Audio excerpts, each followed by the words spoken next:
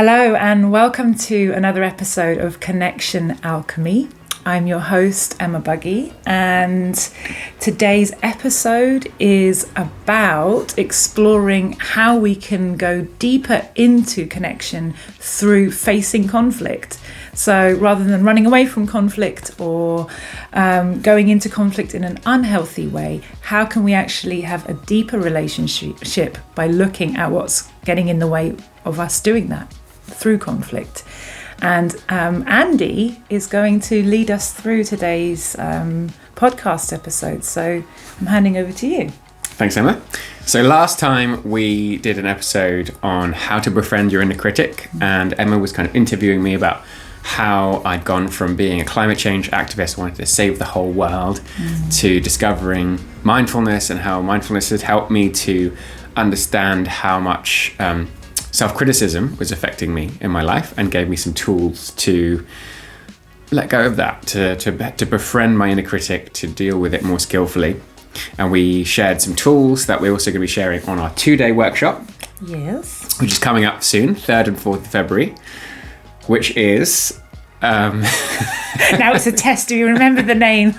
Connecting Mindfully, how to befriend your inner critic and transform your conflict into deeper connection. So last time we were focusing more on befriending the inner critic. Today we're going to be focusing more on how do you deal with these conflicts more effectively, so that instead of breaking your relationships, instead of you just kind of having to do what I've often done, which is just silently resent the other person and not say anything even though I'm really annoyed about what they keep doing, how do you actually be able to communicate with people, whether it's your colleague or your partner or your friend, in a way that deepens your connection as a way to deal with your conflict?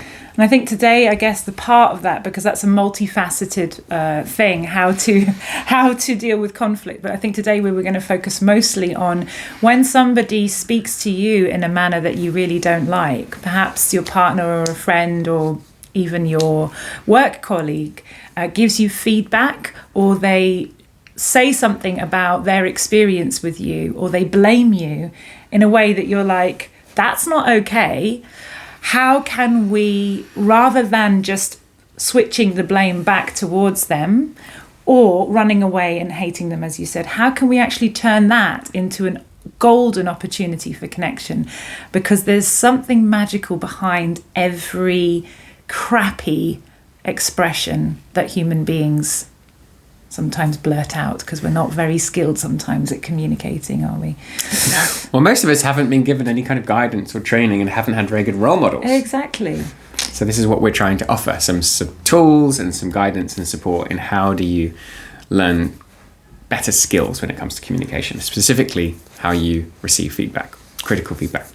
So Emma, do you want to start by saying a little bit about so you're a relationship coach, you're a mediator, you've become an expert in dealing with conflict. What's your journey been in becoming the relationship coach that you are now? Yeah. First, I will say I have a slight allergic reaction to the word expert, and that is because I'm a human being. Yeah. And if there's anything I've learned about my humanity, it's that I'm an expert at making a mess in life and learning how to pick myself up from that mess. So it's not that I'm an expert at making life peachy, wonderful, conflict-free, but it's more that I have continued, and I continue to, bringing in that curiosity towards what's going on here, and how can we find the juicy, delicious, beautiful, tender heart messages that are underneath all of the crap that's coming out in shadowy, unprocessed language and communication and patterns and behaviours that are less helpful and that keep us stuck. And this is really my experience of Emma as a friend, as someone that I've worked with, someone who I co-work with every week on a Friday, someone I've been to festivals with. It's not that she never has issues with anyone. She never has disagreements. She never has any criticism that she wants to give to anyone else. And it's not that no one ever criticizes her. Yeah. But it's amazing from my perspective, the way that she handles it, the skill that she has in being able to express her feelings and needs and connect with people and have a very skillful way of handling these situations. So it's not that they don't come up. When they do come up, she handles them very well in a way that I want to learn from as well. Thank you, Andy. So what was the question you actually asked me? How did you become a relationship coach? So I think I may have shared this in previous episodes of my last podcast, Let's Talk Heart to Heart. So I will give a very short version of it, which is that myself and my ex-partner, who I still adore and love very much as a dear friend, we had an original breakup after the real breakup. And in that original breakup, which was 3 years in, something happened. There was a fracture, and my pain was expressed in such a way that, looking back, I'm like, wow, I was really in such a wounded place and unaware of all of these mechanisms in me that were playing out. And I went into victim mode. I went into blaming mode. I went into controlling. I was screaming and shouting. I was packing all the stuff and leaving the room. I found it very hard to actually sit there and have a heart-centered, face-to-face conversation with that person and hear about all the stuff that had led us to that point. And he introduced me to nonviolent communication. He, at that point, he had just done a 1-week training himself, and he was like, how about you have a look at this video, Marshall Rosenberg? Like, I just think he's a great guy and might give you some perspective. Let me know what you think. But it blew my mind, because when I saw Marshall Rosenberg, the founder of Nonviolent Communication, talking about how we as human beings are fundamentally in every moment trying to meet our human needs with every expression, with everything that we say, everything that we do, everything that we don't say, everything that we don't do, is an attempt to meet our needs. Every podcast we make is trying to meet our needs for connection, growth, sharing, being seen, and also it helps our needs for stability. Financial stability, because maybe people listen, they come on a workshop, and that keeps us going. So yeah, and this understanding really shifted my mindset, because it helped me to have compassion towards myself, but also all of the people that I had experienced pain and hurt with in the past, because I realized that we're all on a fundamental level trying the best we can to meet our needs, sometimes in a really tragic way. And that's, in that moment, I knew that that was going to be my life's calling. I just knew that I would stop working as an artist and start teaching, sharing, supporting others with this. Wonderful. So it's really rooted in your personal experience of finding a relationship really, really difficult to deal with, and the sort of breakup around it. Yeah. And finding something that it sounds like you're in almost a state of desperation, that you're really struggling to communicate well, and it seemed like something that was exactly what you needed at that time to support you in the thing that you needed most. Yeah, exactly. Beautiful. Yeah. So, can you give us an example, Emma, of how maybe in the past you would have dealt with receiving criticism and how that might have changed since you've learned some of these skills that you now teach?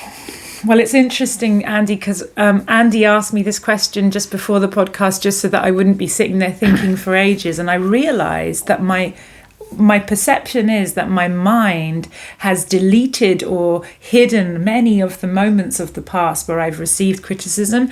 This is what I'm telling myself. I can't know that that's true, but I know that it's one of the things that I have found in the past. The most painful thing is to receive criticism. And I won't go into my personal background around that, because it includes family and I want to be respectful.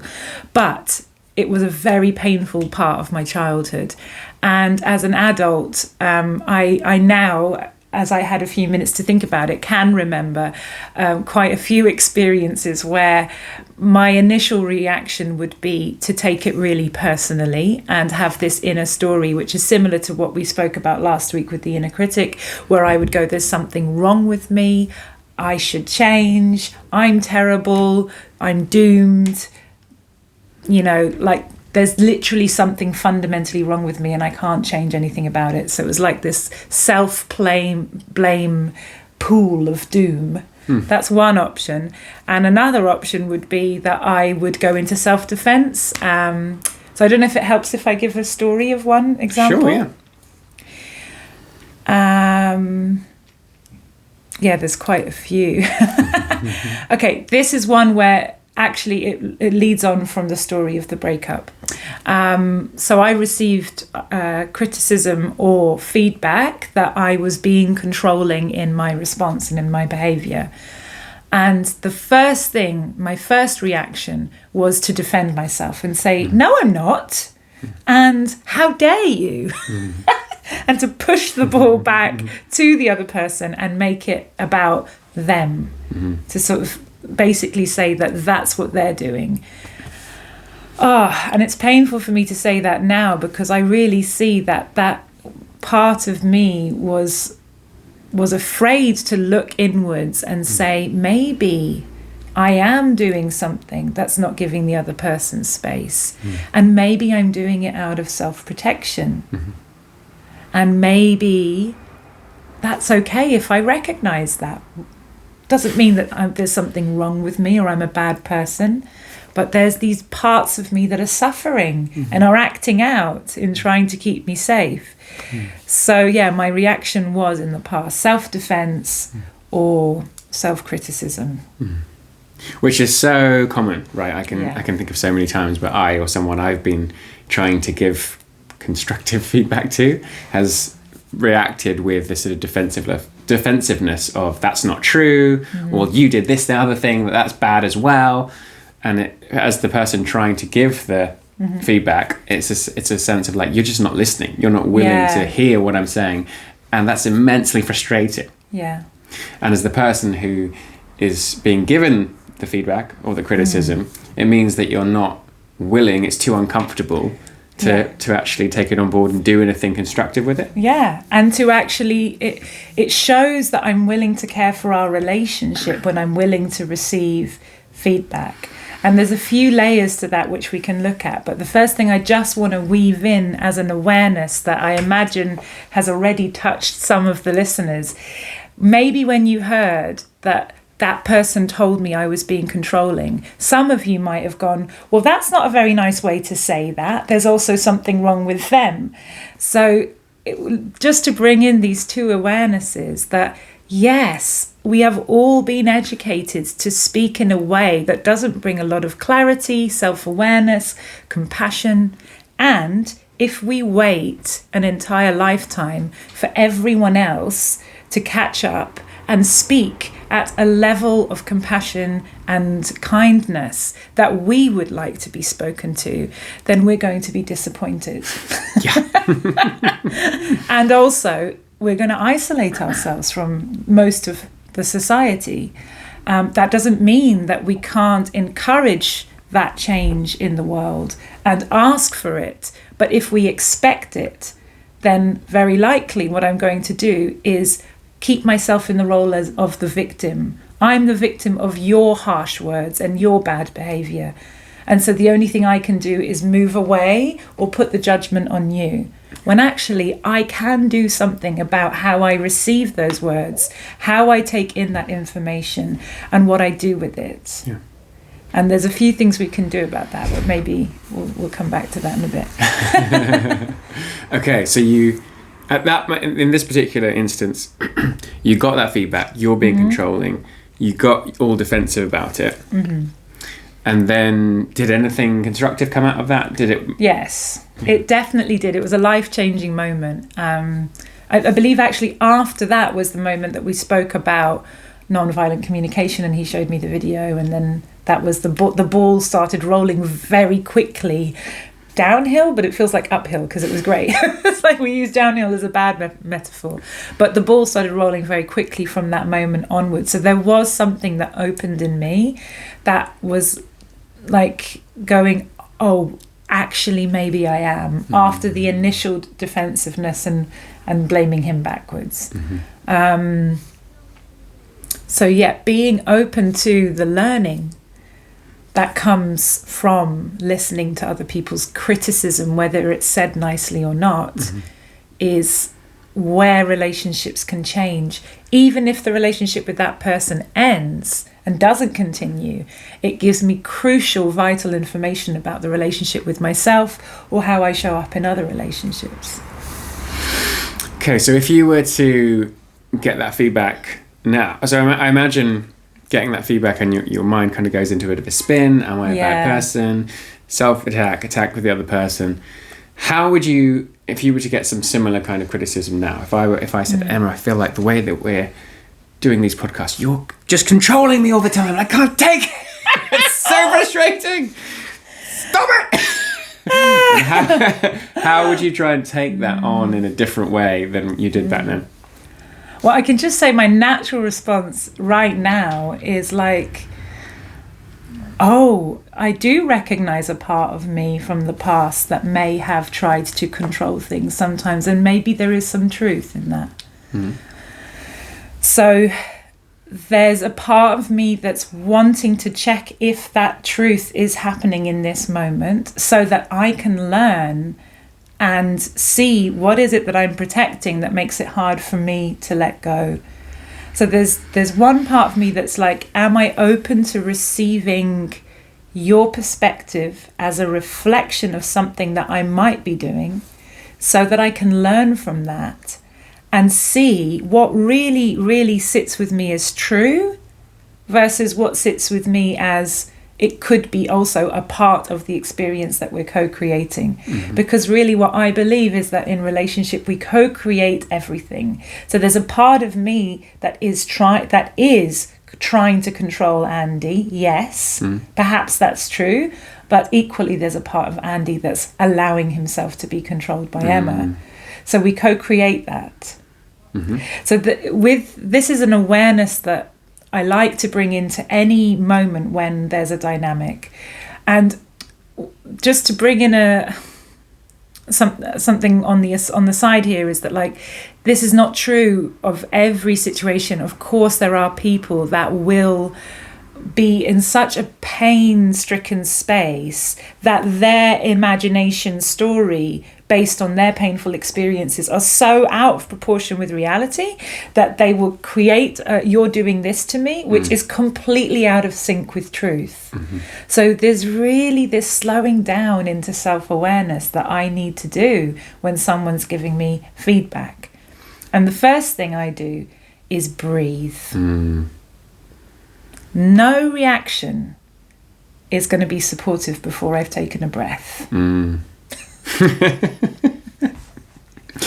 and I think you can see, whether it's in real life or on the TV, that when people are doing the opposite of that and they're talking over each other and there's no space, no one ever gets anywhere.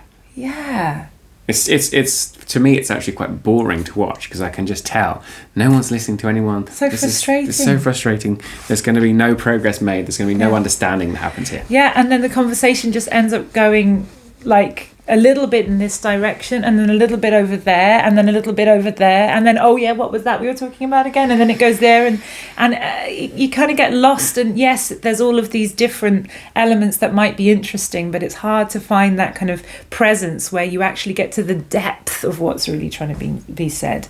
So yes, breathing. Let's breathe. Okay, so I've just told you, Emma, you're so controlling in the way we do these podcasts. Okay. You take a breath.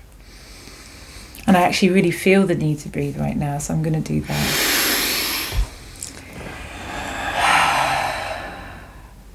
Okay. And I'm imagining myself, I'm kind of like pulsating, I'm annoyed, I'm wondering, what's she going to do, what's she going to say? Yeah. Maybe I'm a bit nervous as well. How's she going to fight back? What's going to happen? So sometimes this breath is happening internally. It's not like I close my eyes and I look at you and I do this whole dramatic breath. It's happening internally. There's an internal pause. And first I want to check my availability to listen. Am I available to receive your feedback now? Do I have capacity? Do I have curiosity? Or am I feeling really exhausted and tired and depleted, and right now I'm aware that anything I say is probably just going to add to the fire. So let's go with, I notice my body and I'm like, yes, there's a curious part of me. That curiosity very often comes when I'm aware of, and I have the ability to go, whatever Andy is saying, I'm not going to immediately take that as the absolute truth about me. Because if I do that, then I go into victim, I go into spiraling in a critic, and I lose the capacity to hear you. So the first thing I'm doing is going, do I have energetic space? And then am I able to bring myself into this awareness that what Andy is saying is not necessarily the whole truth about me. And then the third thing I want to do is say, and am I open to learning? Now, by the way, I just want to say, through listening to a podcast episode, trying this at home, go for it, but it may be very tricky. It may be very tricky. Like, in order for me to cultivate and live those skills, which even now, years and years into doing it, there's moments when I forget to do that, and I will react, and I'll go back to those old patterns because I'm human. So what makes it more and more possible for me to react from this space is through training and practice with like-minded people. So that's why I really recommend, even if you don't come on our course, which I think is a wise idea. A very wise idea, of course. Of course, I think it's a wise idea. But if you don't, and you're listening in a different country, or you don't have the money right now, or you're whatever it is, and if you don't have the money right now, come and speak to us, because we wouldn't want that to be the only reason that you don't come to our course. But for other reasons that mean you don't come to our training, there are other workshops that you can go to around the world. I'll put a link in the thingamajig at the bottom. The description. Description, that's the word I was looking for. And yeah, find other ways to practice, because practice is what makes this level of awareness and possibility possible. So I'm going to breathe, because I noticed that I've gone on a tangent and I wanted to come back. So I'm going to breathe now.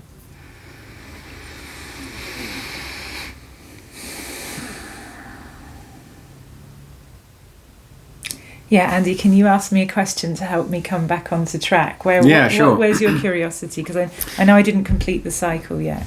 Well, I was just going to share that one of the things that I feel has been really, really helpful for me to understand, absolutely, as you're saying, can I pause? Am I ready to have this conversation? And if I am, the big switch that I felt happening in me that's made a big difference is, instead me trying to argue or express something myself to the other person who's telling me something that I'm feeling is a bit critical of me or my behavior, can I stay in listening and curiosity? Yeah. And can I ask them more questions about it, rather than, well, you did this, well, let me justify why I had to do the way I did. Yes. And just keep hearing them out. And there was something that you've said to me a while ago that I was like, oh, wow, really? Is that sounds really profound. Oh my goodness, is that really what I need to do?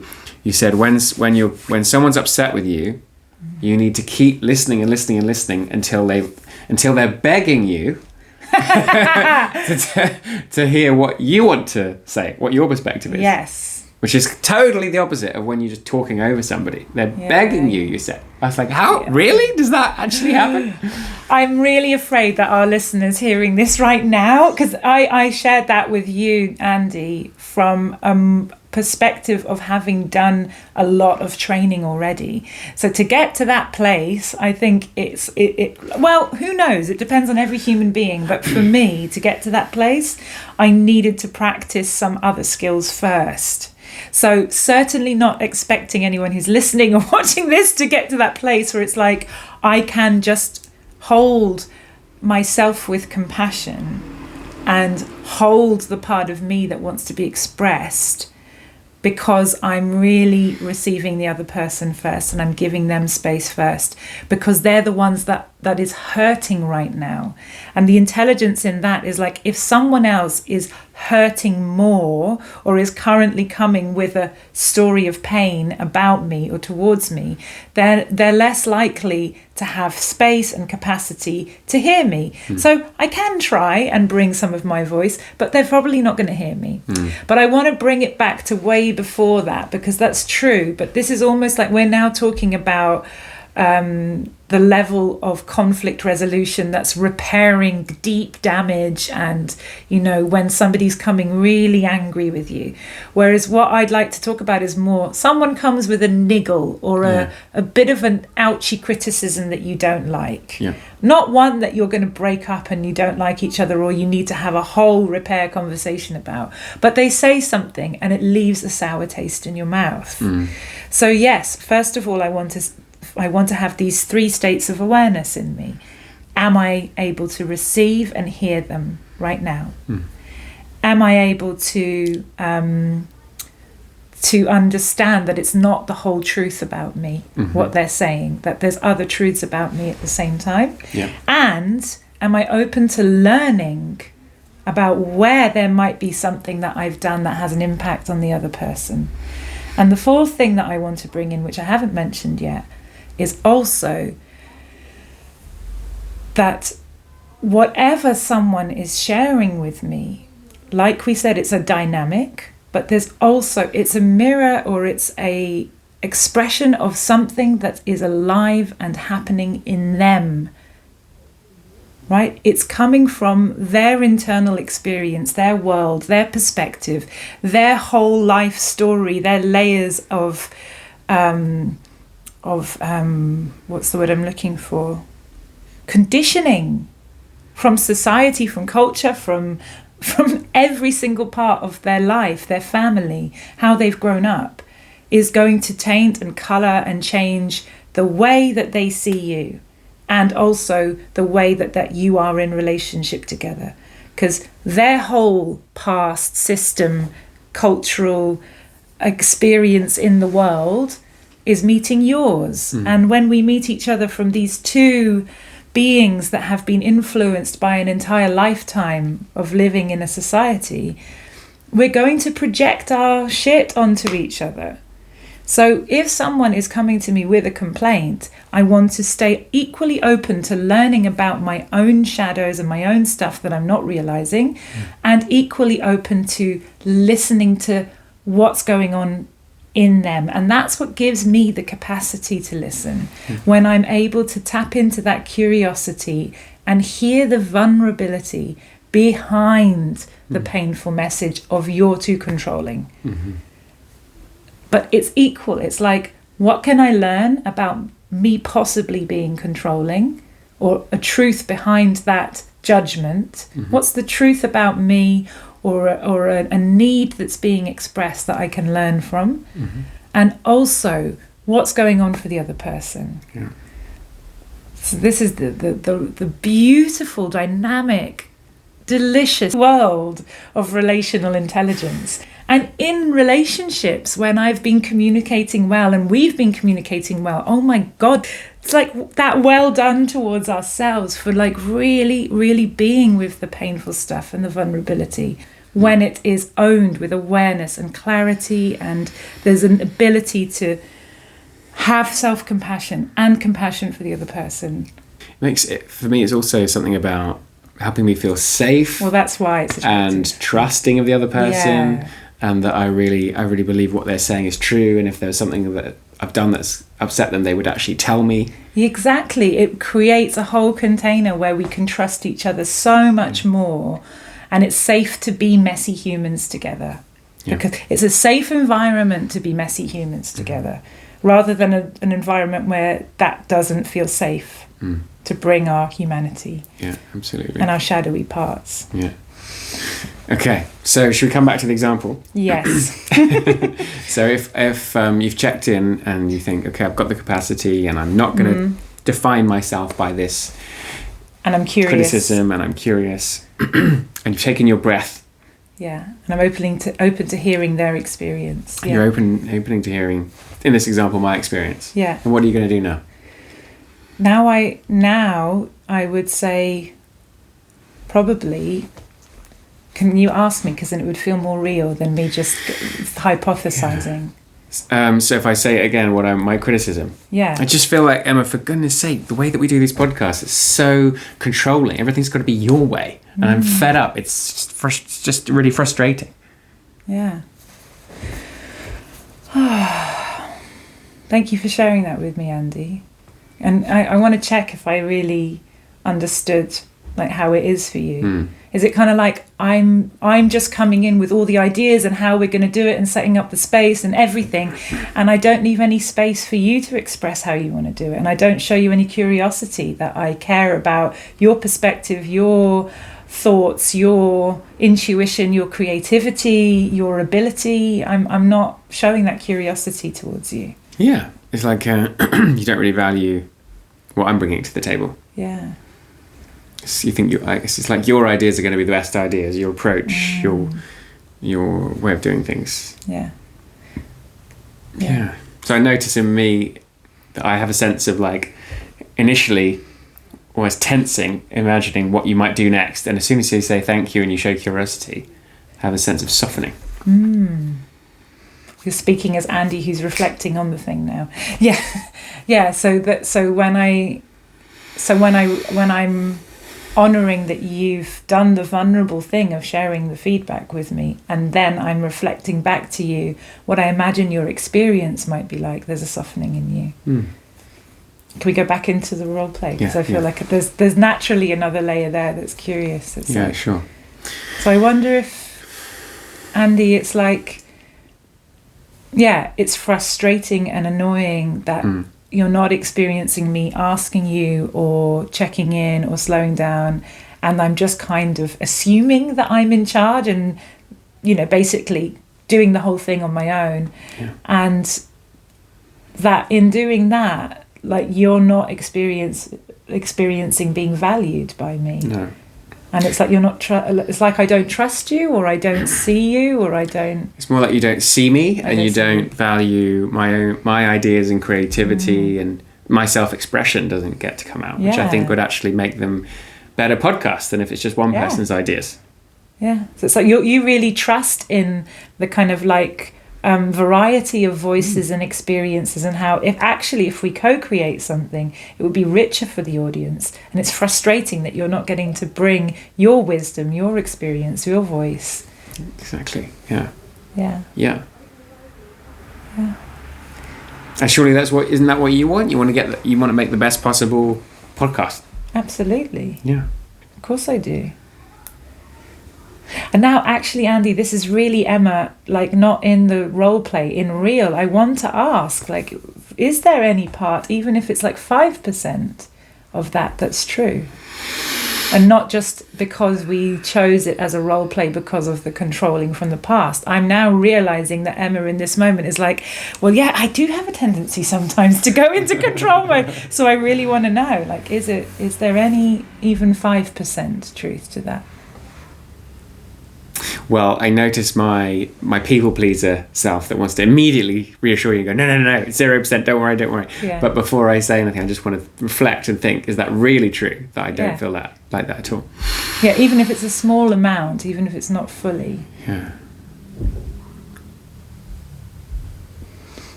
No, it's really not true at all. I don't feel at all controlled. I feel that you're being assertive and taking a leadership role and proposing things. Let's do this topic.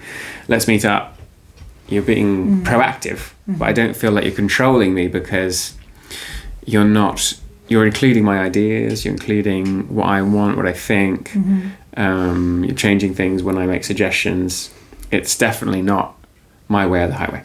Okay, good. And the reason I checked this time in reality is because a part of me learning how to receive feedback as a gift rather than as a burden is like knowing that there will always be parts of me that are hiding underneath layers of protection. And that means I can't see them.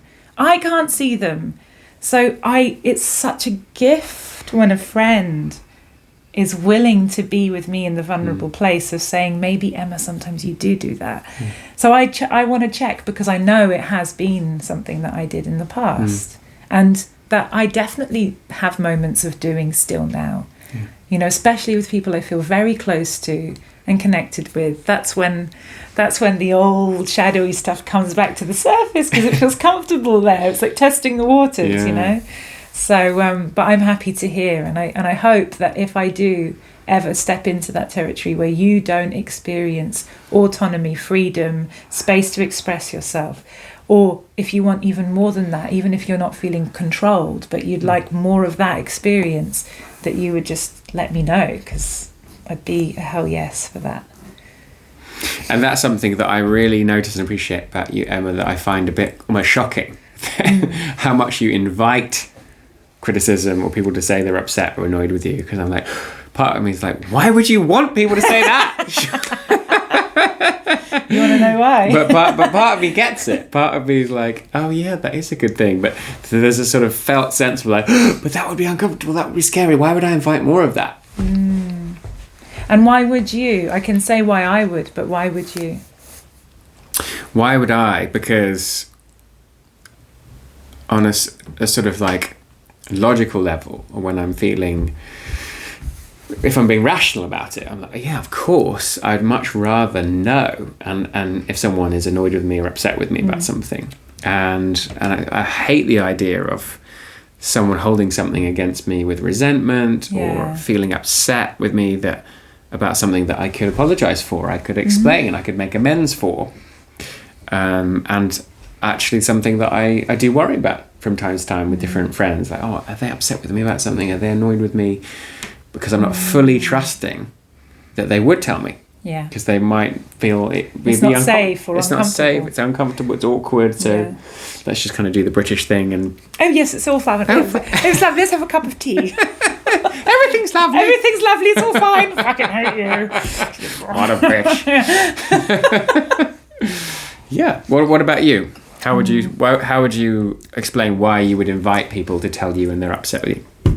I think it's very much what you just said. It's like when I know, I feel a lot more safe than when I don't know. Yes, it's uncomfortable. There's the discomfort of like, but I feel a lot safer in knowing than not knowing, because we can be with that thing, and then that thing stops holding power over the relationship. When there's an unknown criticism or hurt or story that someone's holding towards me, whether it's true or not, whether it is something that I am doing or being or not, and it's totally their own thing, and that goes unsaid, it leaves a lot of space for the story to grow, for the distance to get bigger, and the monster, the hidden, unspoken elephant in the room, to get a lot larger and a lot more destructive. Yeah, and then it can affect so much more in our relationship. So at the same time, I can't control. I think in the past I actually would be worried that people are holding these criticisms and I don't know about them, and my controlling part would come out and it'd be like, I really want everyone to tell me the things so that then at least I know what's in the room and I can control, because through knowing I can at least move through the process of learning and growing and finding connection again. Whereas even now I think I'm more at a place where it's like, okay, I really understand and honor people's choices not to share as well. So if they feel safe to, please do. I learn from it, and if not, I honor whatever's moving through them that makes them choose not to. And I don't need to control whether they like me or not, which is a newer thing in my life. I didn't like it if other people didn't like me before. So you're more okay with that now? Yeah, I'm getting there. I'm getting more. I would be lying if I said I'm totally okay with it. Like, I'm not totally okay with it. I'm definitely not totally okay with it. I definitely have freakouts when I imagine that people don't like me anymore, but I'm becoming more and more okay with it. And that feels really good. That feels like big growth. Whilst, of course criticism still hurts. Of course I still have my little, oh no, I'm terrible. Just, I think what's been the most life-changing thing is that these tools have supported me with how to deal with those moments in a completely different way than how I used to. So there's less of a spiral. Yeah. Wonderful. And I think one of the needs that makes me feel most satisfied is growth, is being able to look back and see the change that's happened. So I imagine it was very satisfying for you to see that shift in your life. Massive. Huge. And especially in my more intimate relationships and friendships, just looking around me and seeing the growth in myself and the ability to go deeper into intimacy with people. Because of this is huge. Wonderful. My mum told me this story a few years ago, that an old story about when she first moved in with my dad. She was like really keen that they should have good communication. She said, "Just so you know, darling, you make my coffee too strong and my tea too weak." So when I moved in with my partner for the first time 7 years ago, I told her this story and I said, "So just so you know, Kate, I like lots of praise and no criticism."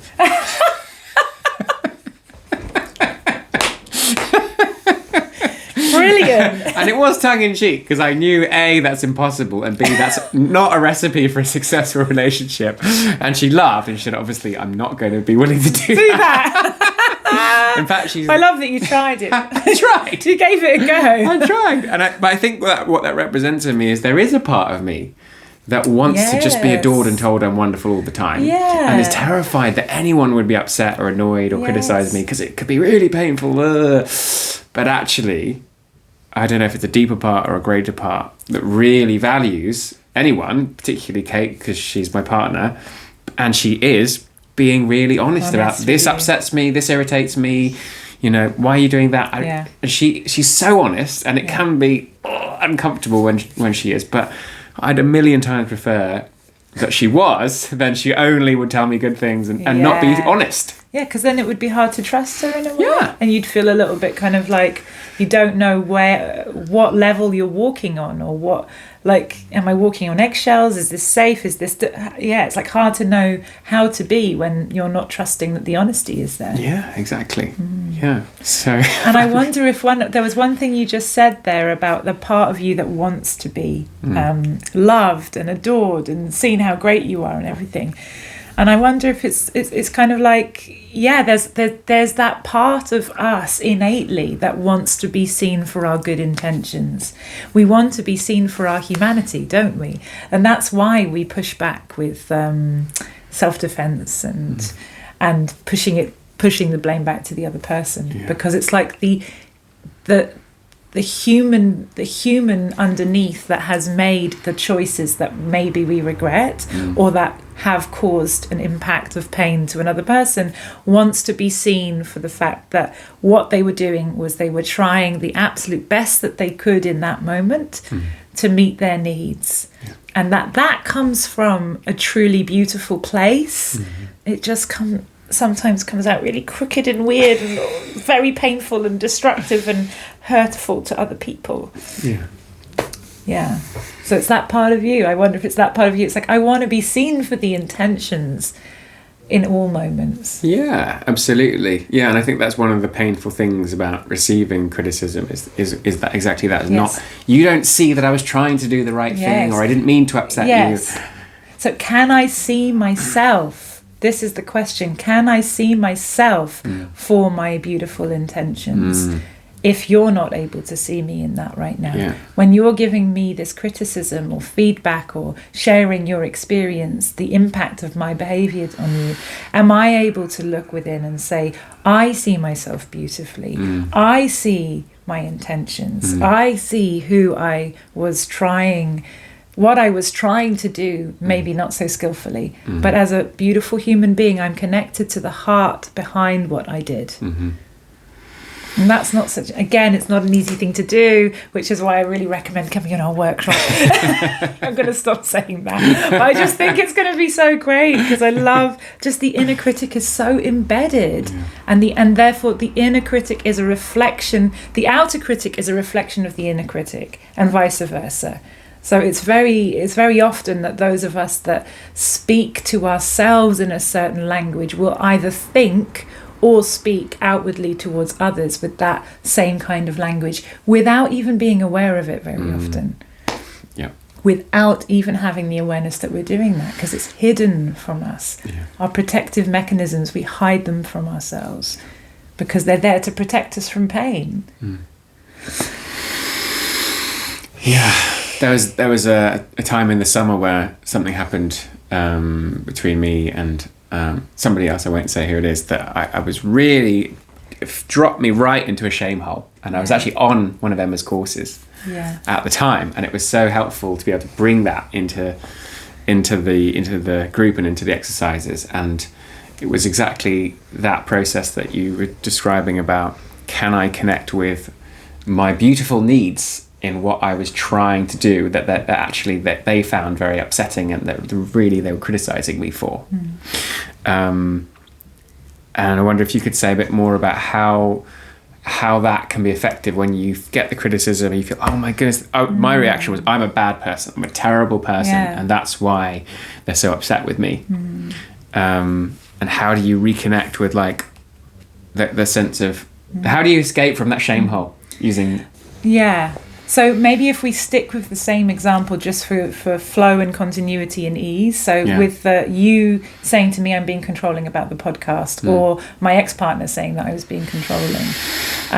If we just go with the podcast, I know it's a hypothetical situation, but I can imagine myself in a situation where I'm trying to control all of the elements of the podcast and set it all up and get you to say this and me do that. I can imagine, because I have been in that space before, that has been in my past history, so I can imagine myself in that space. And when I imagine myself moving in that way, I notice first my emotional response, like what I'm doing when I'm trying to control, is I'm feeling stressed and I'm feeling tension and worry. There's maybe even fear in my system. There's like my heart's beating fast and I'm not even aware that there's perhaps a story of fear around how other people will perceive us in the podcast. And so I'm trying to create as much reassurance and safety for myself by me thinking of all of the elements so that we are perceived by others as knowing what we're talking about, so that others will give us appreciation. So what I'm looking for is appreciation and safety and confidence and a feeling of competency. And so I'm trying to control the situation in order to meet those needs, because I'm really afraid of the opposite, which is judgment and blame and shame. So I'm protecting myself from the uncomfortable emotions of shame and embarrassment that comes when I imagine that others are judging me and blaming me. And all of this is a story in my head that I've created and I'm probably not aware of. So what I'm doing very often in order to have that inner talk of self-compassion, to see myself beautiful when I'm receiving criticism, is I have the practice of first, again, breathing, recognizing the part of me that was acting out of impulse, and then what was I trying to protect, and what were the needs that I was trying to care for. And those needs are something that we talk about on our courses very often. They're like the intrinsic motivation, the human values that I'm trying to meet in myself, which all come back to connection, belonging, safety, physical touch, food, all of those foundational needs in order for us to survive in community together.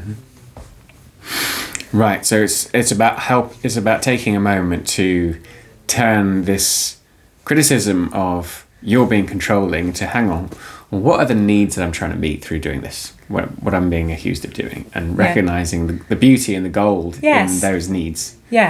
And then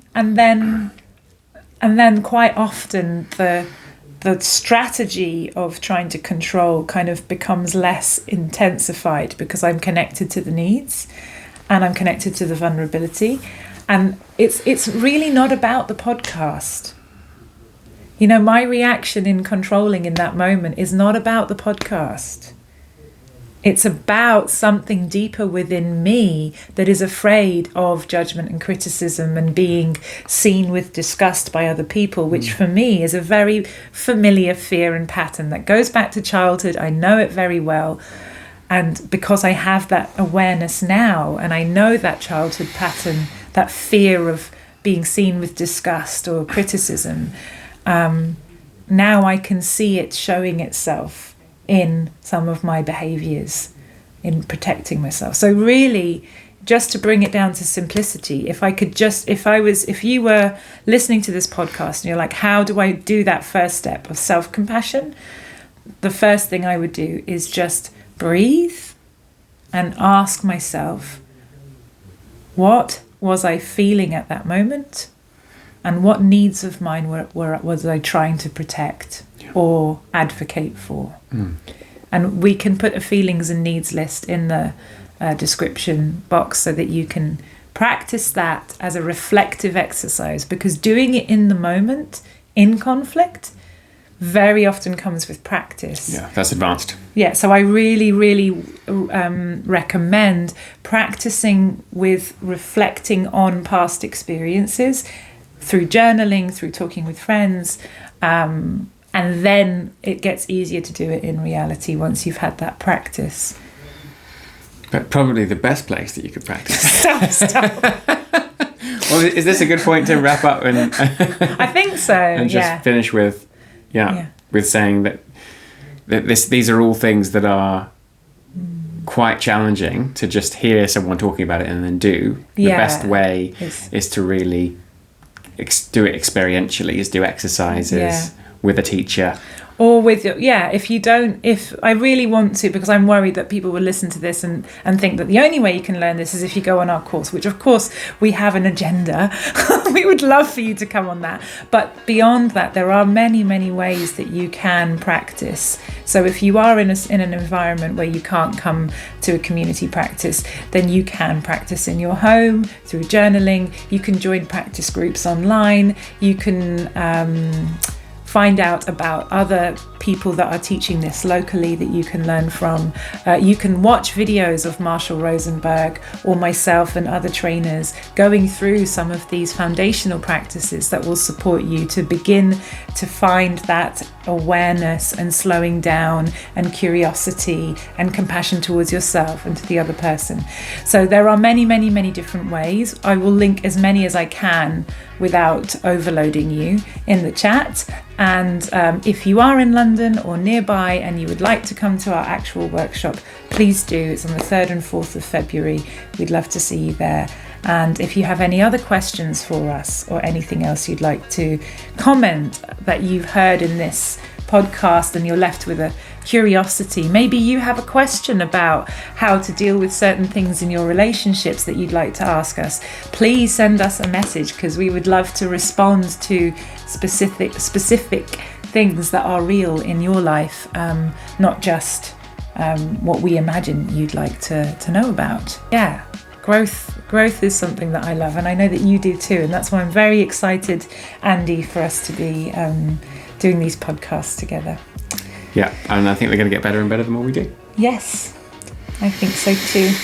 Thank you, Andy. Thank you, Emma. Thanks everyone who's listening. Yeah, we'll speak to you again soon. Speak to you soon.